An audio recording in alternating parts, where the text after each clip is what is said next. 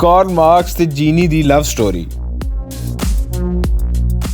Karl Marx ਉਹ ਫਲਸਫੀ ਮੁਫੱਕਰ ਜਿਸ ਦੇ ਕੌਲ ਫੇਲ ਤੇ ਤਹਿਰੀਰਾਂ ਨੇ ਜ਼ਿਹਨੀ ਤੇ ਜਿਸਮਾਨੀ ਮਿਹਨਤ ਵੇਚਣ ਵਾਲਿਆਂ ਨੂੰ ਬਦਲ ਕੇ ਰੱਖ ਦਿੱਤਾ। ਸਰਮਾਇਆਦਾਰਾਨਾ ਆਲਮੀ ਇਕਤਸਾਦੀ ਨਿਜ਼ਾਮ ਨੂੰ ਹਿਲਾ ਕੇ ਰੱਖ ਦਿੱਤਾ। ਜਿਸ ਦੀ ਮਹਿਬੂਬਾ ਜੀਨੀ ਨੇ ਪਿਆਰ ਦੀ ਉਹ ਅਮਰ ਕਹਾਣੀ ਤਖਲੀਕ ਕੀਤੀ ਜੋ ਬੇਮਿਸਾਲ ਹੈ। ਕਾਰਲ ਮਾਰਕਸ ਜੀਨੀ ਨਾਲ ਪਿਆਰ ਕਰਦਾ ਸੀ, ਦੋਵੇਂ ਵਿਆਹ ਕਰਨਾ ਚਾਹੁੰਦੇ ਸਨ, ਪਰ ਫਲਸਫੇ ਤੇ ਮਈਸ਼ਤ ਦੇ ਭੇਦੀ ਡਾਕਟਰ ਕਾਰਲ ਮਾਰਕਸ ਕੋਲ ਇੰਨਾ ਵੇਲਾ ਹੀ ਨਹੀਂ ਸੀ ਕਿ ਉਹ ਜੀਨੀ ਨਾਲ ਕੀਤਾ ਆਪਣਾ ਵਾਅਦਾ ਹੀ ਵਫਾ ਕਰ ਦੇਵੇ। ਕਿਤਾਬਾਂ ਸਨ ਤੇ ਉਹ ਸੀ, ਯਾਰੀ ਸੀ ਤੇ ਉਹਨਾਂ ਮਿਹਨਤਕਸ਼ਾਂ ਦੇ ਨਾਲ ਜੋ ਅੰਡਰਗਰਾਉਂਡ ਰਹਿ ਕੇ ਆਪਣੇ ਹੱਕਾਂ ਲਈ ਜਦੋਜਹਿਦ ਕਰਦੇ ਸਨ, ਜੋ ਸਿਆਸੀ ਮਾਸ ਤੇ ਲੜ ਰਹੇ ਸਨ, ਕਾਨੂੰਨ ਛੁਰੇ ਲੈ ਕੇ ਉਹਨਾਂ ਦੇ ਪਿੱਛੇ ਸੀ। ਜਿਸ ਅਖਬਾਰ ਦਾ ਕਾਰਲ ਮਾਰਕਸ ਐਡੀਟਰ ਸੀ, ਉਸ ਵਿੱਚ ਸਰਕਾਰ ਦਰਬਾਰ ਦੇ ਕਰਤੂਤ ਬੜੇ ਟਕਵੇਂ ਅੰਦਾਜ਼ ਵਿੱਚ ਦੱਸੇ ਜਾਂਦੇ, ਲੋਕਾਂ ਨੂੰ ਤਬਦੀਲੀ ਦਾ ਰਸਤਾ ਵਿਖਾਇਆ ਜਾਂਦਾ। ਕਾਰਲ ਮਾਰਕਸ ਕਮਿਊਨਿਜ਼ਮ ਵੱਲੇ ਉਦੋਂ ਆਇਆ ਜਦੋਂ ਜੰਗਲਾਂ ਵਿੱਚ ਦਰਖਤਾਂ ਤੋਂ ਆਪੋ ਆਪ ਟੁੱਟ ਕੇ ਡਿੱਗਣ ਵਾਲੀਆਂ ਟਾਹਣੀਆਂ ਚੁੱਕਣ ਵਾਲੇ ਗਰੀਬਾਂ ਨੂੰ ਜੰਗਲ ਵਿੱਚੋਂ ਟਾਹਣੀਆਂ ਵੀ ਚੁੱਕਣ ਤੋਂ ਰੋਕ ਕੇ ਬੇਈਮਾਨਾ ਤਸ਼ੱਦਦ ਦਾ ਸ਼ਿਕਾਰ ਬਣਾਇਆ ਗਿਆ ਤੇ ਬਹੁਤੇ ਲੋਕ ਜਾਨਾਂ ਦੀ ਬਾਜ਼ੀ ਹਾਰ ਗਏ। ਜਦੋਂ ਕਾਰਲ ਮਾਰਕਸ ਤੇ ਜੀਨੀ ਵਿੱਚ ਗਲਤਫਹਿਮੀ ਤੇ ਬਦਗੁਮਾਨੀ ਮੁੱਕੀ, ਦੋਵਾਂ ਦਾ ਵਿਆਹ ਹੋ ਗਿਆ ਤੇ ਉਹਨਾਂ ਦੀ ਲਵ ਸਟੋਰੀ ਹੋਰ ਹੀ ਰੰਗ ਵਿੱਚ ਢਲ ਗਈ। ਕਾਰਲ ਮਾਰਕਸ ਤੋਂ ਹਕੂਮਤਾਂ ਖਾਇਫ ਸਨ, ਉਹ ਜਿਸ ਮੁਲਕ ਵੀ ਜਾਂਦਾ ਉਹਨੂੰ ਉਥੋਂ ਕੱਢਣ ਦਾ ਚਾਰਾ ਸ਼ੁਰੂ ਹੋ ਜਾਂਦਾ। ਜਲਾਵਤਨੀ ਵਿੱਚ ਕਾਰਲ ਮਾਰਕਸ ਤੇ ਜੀਨੀ ਕਦੀ ਇੱਕ ਮੁਲਕ ਵਿੱਚ ਤੇ ਕਦੀ ਦੂਜੇ ਮੁਲਕ ਵਿੱਚ ਧੱਕੇ ਖਾਂਦੇ ਫਿਰਦੇ ਰਹੇ, ਪਰ ਗਰੀਬਾਂ ਮਜ਼ਦੂਰਾਂ ਨਾਲ ਆਪਣੀ ਜੁੜਤ ਤੋਂ ਪਸਪਾਈ ਇਖਤਿਆਰ ਨਾ ਕੀਤੀ। ਕਾਰਲ ਮਾਰਕਸ ਕੋਲ ਨਾ ਆਪਣੀਆਂ ਕਿਤਾਬਾਂ ਛਪਵਾਉਣ ਦੇ ਪੈਸੇ ਸਨ ਤੇ ਨਾ ਘਰ ਦਾ ਚੁੱਲ੍ਹਾ ਗਰਮ ਕਰਨ ਲਈ ਕੁਝ ਹੈ ਸੀ ਤੇ ਨਾ ਬਿਮਾਰ ਬਾਲਾਂ ਦੀ ਦਵਾਈ ਲਈ ਆਨਾ ਟਕਾ ਸੀ। ਜੀਨੀ ਦਾ ਤਾਲੁਕ ਕੁਝ ਅਮੀਰ ਘਰਾਣੇ ਤੋਂ ਸੀ। ਇਸ ਕਸਮਪੁਰਸੀ ਵਿੱਚ ਜਾਂ ਤੇ ਉਹਦੇ ਬੇਲੀ ਐਂਗਲਸ ਨੇ ਸਾਥ ਦਿੱਤਾ ਤੇ ਜਾਂ ਫਿਰ ਜੀਨੀ ਨੇ। ਉਹ ਕਦੀ ਘਰ ਦੇ ਭਾਂਡੇ ਵੇਚਦੀ ਤੇ ਕਦੀ ਕੱਪੜੇ ਗਿਰਵੀ ਰੱਖਦੀ, ਕਦੀ ਕੀਮਤੀ ਧਾਤ ਦੇ ਬਟਨ ਵੇਚਦੀ। ਇਸ ਦੌਰਾਨ ਬਗੈਰ ਦਵਾਈਓਂ ਉਹਨਾਂ ਦੇ ਬੱਚੇ ਵੀ ਜਹਾਨ ਹੋ ਗਏ ਤੇ ਆਪ ਵੀ ਦੋ ਡੰਗ ਦੀ ਰੋਟੀ ਤੋਂ ਮਹਿਰੂਮ ਰਹੇ। ਕਾਰਲ ਮਾਰਕਸ ਦੀ ਜ਼ਿੰਦਗੀ ਵਿੱਚ ਖੁਸ਼ਹਾਲੀ ਉਦੋਂ ਆਈ ਜਦੋਂ ਉਹਦੇ ਰਿਸਰਚ ਪੇਪਰ ਸਰਮਾਇਆ ਦੇ ਨਾਂ ਤੋਂ ਛਪੇ। ਦੁਨੀਆ ਬਦਲਣ ਵਾਲਾ ਉਹ ਫਲਸਫੀ ਮੁਫੱਕਰ, ਬੜੇ ਮਜ਼ਬੂਤ ਅਸਾਬ ਦਾ ਮਾਲਕ ਕਾਰਲ ਮਾਰਕਸ ਉਦੋਂ ਮਿੱਟੀ ਦੀ ਢੇਰੀ ਹੋਇਆ ਜਦੋਂ ਜੀਨੀ ਤੇ ਉਹਦੀ ਧੀ ਮਿੱਟੀ ਹੇਠ ਜਾ ਸੋਈ।